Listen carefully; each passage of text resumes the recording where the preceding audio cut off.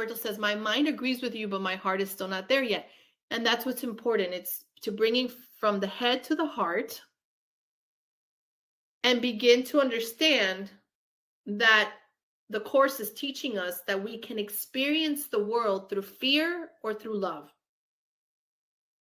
And behavior is going to happen, Alberto, right? People are going to do things to us. Situations are going to happen. People are going to seem to hurt us. Divorce is going to happen, or happens. Health issues happen. Money issues happen. Depression, all this stuff is the world of duality. The Course is teaching us that things in life are going to happen. Scripts are going to run. Our life script is going to run. The power that ACM gives us is that we get to experience it the way that we choose. That is the biggest part of the Course. We get to experience it through forgiveness if we want to. So if I would have experienced my husband's, pain on me, like when he was like so mean or whatever, if I would have chosen to cause pain to him, I would have said, why do you push me? Why do you shrug me off?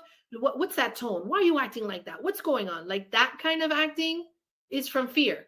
And I can choose that. I can totally choose that. And that would have been the narrative for the evening.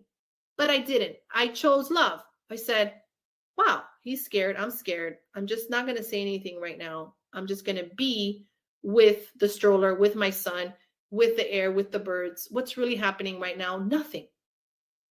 What's happening right now? The opportunity to remember my father again. What's happening right now? Oh my God, I've never left the mind of God. I get to remember God again. I get to remember what's really real. And I don't just get to do it for myself, but I get to do it for the sonship. I get to do it for everyone. That's forgiveness. What happened that night, I came home and I had a wonderful evening. That's my choice, and that's your choice. So we can all have that choice of love or fear. Katie, thank you so much. Celine says, it makes so much sense. It's also incredible, beautiful, scary all at once. Absolutely. Absolutely. It is, because it's so radical. So the Course is saying you get to have that experience. You get to choose. That's why there's willingness, right? So let's now get into ego and Holy Spirit, right? Alberto brought this up, so it's good for us to continue talking about it, which is the ego thought system, right? So the ego thought system, the Course in Miracles says, it began when the Son of God forgot to laugh. That's how poetically the Course says it. Course says the ego began when the Son of God forgot to laugh. That's literally what it says. What does that mean? Well, pretty much that. There was a thought, this thought, erroneous thought, there has to be something more. So we're on the mind of God. There's no forgiveness needed, because forgiveness is a tool that's only needed in the world of form, by the way, everyone.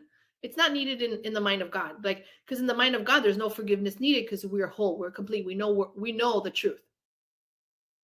When the thought of there's something more, there could be something more, is kind of what they call with the Big Bang, right?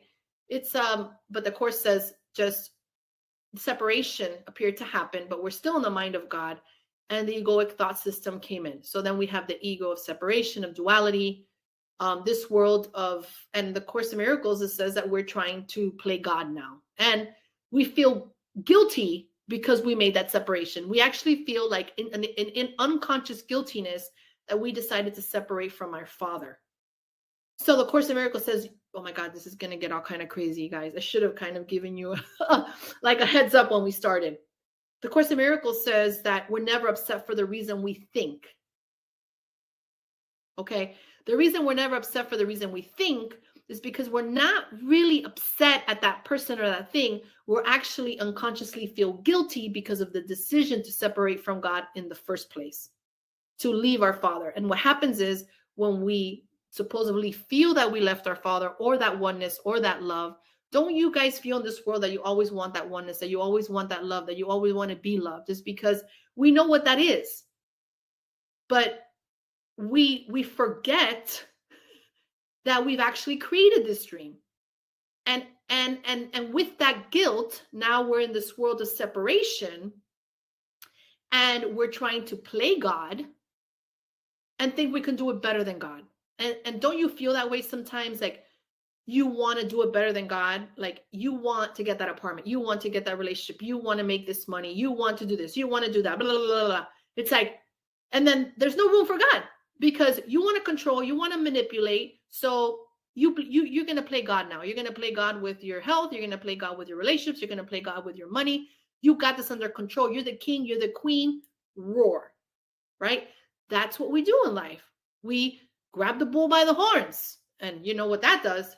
You're dead, right? So you want to understand that the egoic thought system is very tricky. And I can't expect you for you to understand this in 2 hours, what this course has to offer. That's why later on, I'm going to give you guys an opportunity to continue in July with me for a 4-class series I'm going to do. Because I can't expect for you to get it in 2 hours, but I'm going to tell you as much as I can in these 2 hours. But you have to understand that this is so upside down. I love how Katie says, oh, this is so good. And it's like, Celine's like, it makes so much sense, but it's so scary because what's happening, right? So this is the good news. When the egoic thought system came in of duality, when the Son of God forgot to laugh, the call, the answer to the egoic thought system was the Holy Spirit. So the Holy Spirit is the voice of love, is the voice of reason. It's actually the voice of God. It's the way that we connect with God. Why? Because I have really good news. You know, people that say, you know, how could God create like kids suffering in Africa? Or how could God create this world that people suffer, all this stuff. That's why I love the Course in Miracles so much, and it made so much sense to me. The Course is saying that God has nothing to do with this world. Isn't that such good news? God has absolutely nothing to do with this world. God is not even in this world. The Holy Spirit is your connection to God because God holds you in such high regard on a pedestal, knowing that his children know who they are in truth. Doesn't make this world real for you. That is really good news too. God doesn't make this world real for you at all. Doesn't make the duality real for you at all. Doesn't have anything to do with the separation that happens here, the kids suffering in Cambodia, nothing. You know who's responsible for that is the egoic thought system, is the way we're perceiving it. The way that the perception we have of this world is what creates this world. God has nothing to do with that. So that is good news. Good news. So the Holy Spirit is the connection to God. And some of you guys might now like be thinking, oh my God, like what the heck, what the F is going on here, right? Because it's so radical. So the Holy Spirit's your connection to God, of where you get to receive insights. And God is just telling you the same thing. You're perfect, you're whole, you're complete, you're love, you're so worthy of love, you're so worthy of happiness. And Holy Spirit's that connection with you, with God all the time. That's why the biggest teaching of the Course is for you to be able to have access to your inner wisdom, to your higher self, because that's your access to God in this world. And for me, this is very comforting. For me, this is very comforting. It's very comforting to have a father like that, because it's true. How can God make separation real? How, I mean, the stuff I see on the news, it's like a loving father would have nothing to do with that. So that's what feels good, true for me. And I'm not saying that this is a truth, everyone. I'm not saying what the Course in Miracles is saying is a truth, but what I am saying, it feels good for me, and it's my truth. But your truth is going to be your truth, and I honor your truth. And whatever's going to bring you back to your true nature, that's what we want. That's what I want for you, right? So it's super radical because we have such a loving Father that has so much confidence in us, has so much love for us, that holds us in such a high regard, and holds us on such a pedestal, that gave us this willingness. Like we get to decide. That's a loving Father. You get to choose where you want to be, in love or fear. And ultimately, love is it. Love is all there is. Only love is real. All else is an illusion. That's a loving Father. Only love is real. All else is an illusion. That is the truth. So the news, so all these heartaches, all these things, your dream script, the dream script you see on the screen, the dream scripts you see on your phones, an illusion. If it's fearful, if it's sad, it's not the truth. Only love is real. So that is what